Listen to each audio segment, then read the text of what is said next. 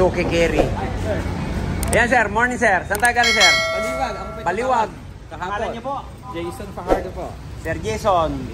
Ilan na po ba natakbo niyan? Nasa 1,300 pa lang po. 1,000 na rin. Yung nakaraan 200 lang. Bagong-bago yun.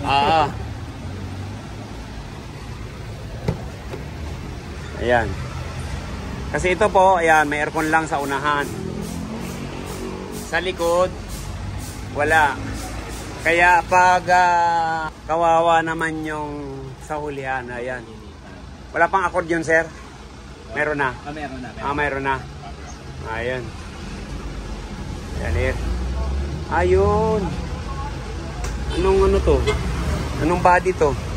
Ayun.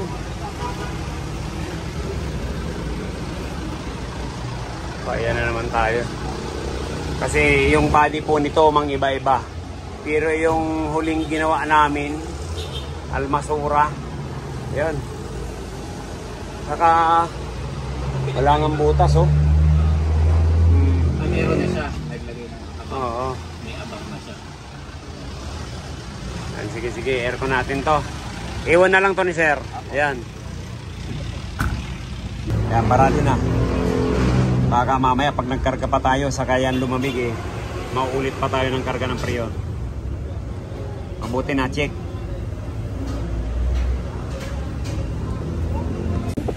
Ayan. Ito na naman po yung install natin na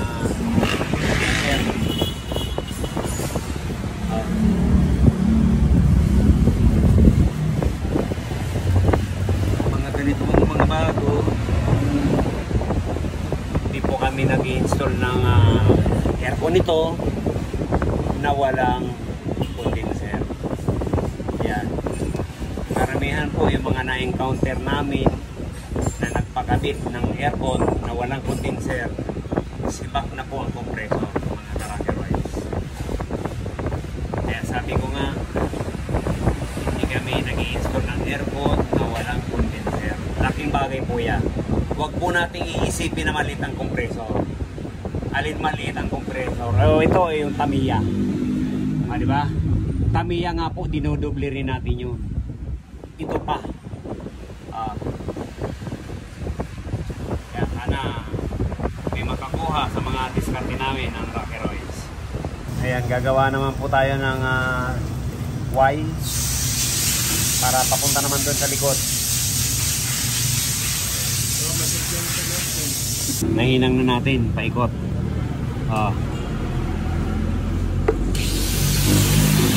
Yan, ganyan ang hinang natin, parang dinikit lang. Pero, ang isang secret po dyan, huwag muna tayong magbubutas. Diba? Walang butas yan.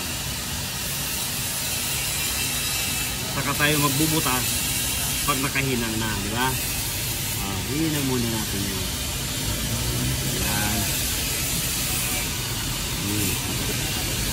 Ganun dapat. Para kasi pag binutasan na natin yan, sasablay tayo dyan. Saka ngayon natin bubutasan. Ganun lang ang nabanap natin dyan. Yan, bubutasan na natin po.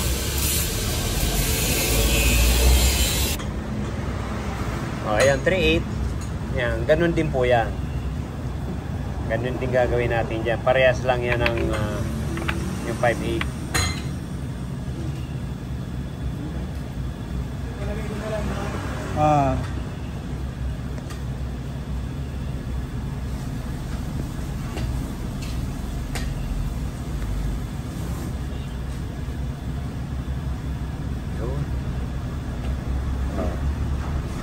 Para lang dinikit yung paghinang natin dyan.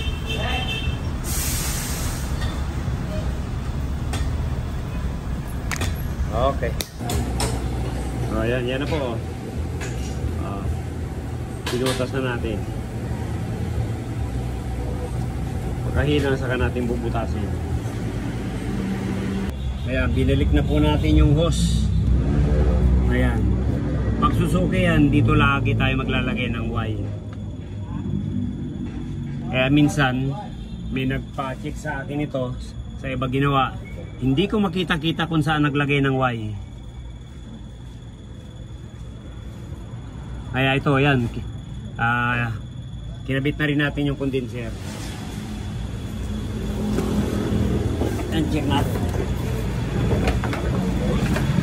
Ayan. Ito po yung condenser.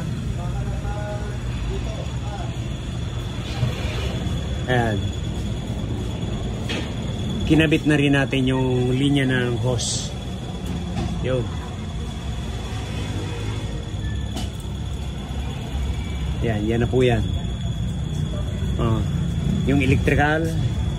Kaya ang gagawin natin ngayon, dyan na lang po sa likod. Yan, install naman natin yung rear evaporator. Yan yung gagawin natin.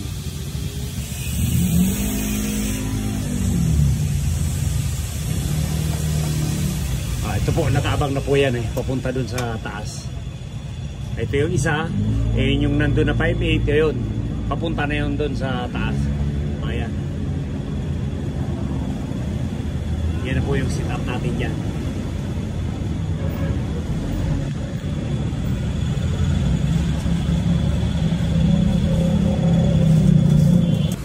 Sir, medyo makipot po paka-install nitong handle na yan. Kaya pinutol namin para mailagay yung evaporator dito. Yan, papalitan na lang po natin. Gagawa na lang kaming pinaka-bracket nya. Kasi kung yung isa, yung almasura, yan, may nakaabang na po yan dyan sa gitna. Ngayon ito wala. Hino. Mga iba-iba po yung kaha na gumagawa dito sa Suzuki Carry. Kaya yan. Pinanggal po natin. Ayan, ito po yung mounting natin ng evaporator sa likod. Dati, hindi po natin pinuputol to. Kasi saktong-sakto dito. O, tingnan nyo po. O. Kaya minsan yung iba, wala silang pattern kung gaano yung distansya dyan sa gilid. O. Kaya pinutol natin to. Kaya po yung tubo. O. Kaya gumawa na lang tayo ng panibagong bracket. Para yun yung hahawak dyan. Dapat sana mapapadali yung trabaho natin ngayon nagputol pa tayo. Gumawa tayo ng panibagong bracket.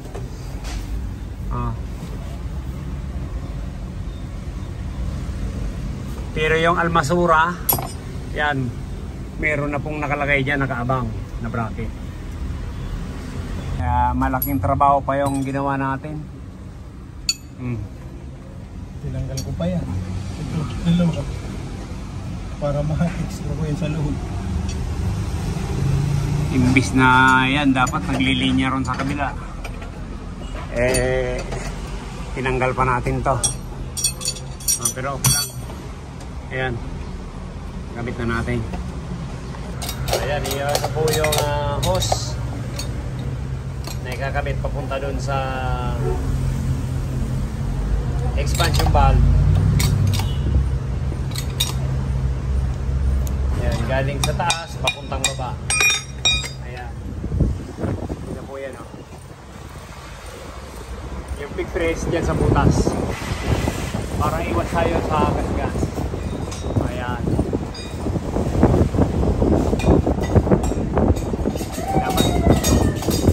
Dapat yung palang tapos na yan. Kaya lang yan, mababa tayo ng bracket. Kaya ngayon, ililigtis natin ito magdamag. Yung bukas, pwede na. Pwede na kunin. Martes. Pero usapan namin yan Miyerkules.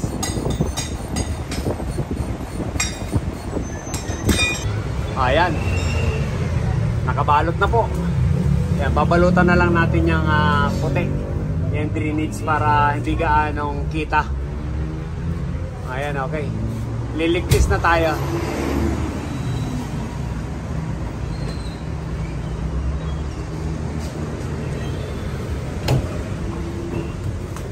Yun.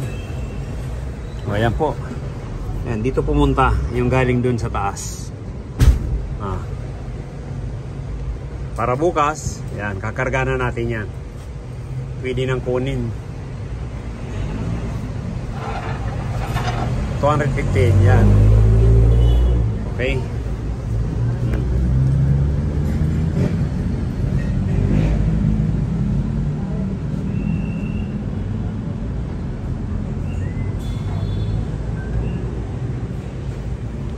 Bingo. Ayan, picture natin. Ayan. Perfect. Walang kagalaw-galaw. Kahit kaunti. Niligpis natin kahapon. Ngayong umaga, ayan, kakargahan na po natin to. Ibabalik na lang natin yung mga pinaklas dito. Yung bumper. Tapos yung mga linya sa ilalim. Ayusin na lang natin. Tapos yun, ipo-full charge na natin yan. Kukunin na to ngayong araw. May gas ka dyan sa... Iligpis natin magdamag, binakyong. O ngayon, kinarga na natin. Yan lang po yung karga niya. 35. 150. Ayan. Pag mga ganyan po, yan. Safe na safe ang compressor natin yan. Ayan pong reading niya.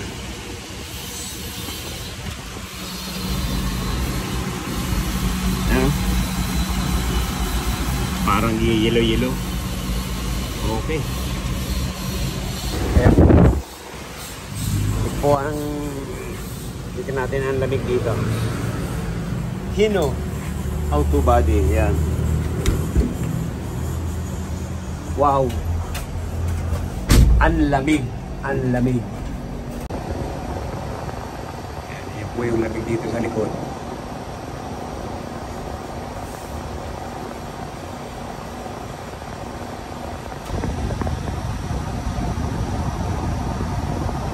Siya na. Yun. Dito sa likod, sir. Matik pa. Ayan, okay na po. Number 1 lang. Nakabukas dito. Lakas ang hangin. Ayan, okay. Pwede nyo na kunin to, sir. Ayan, matik.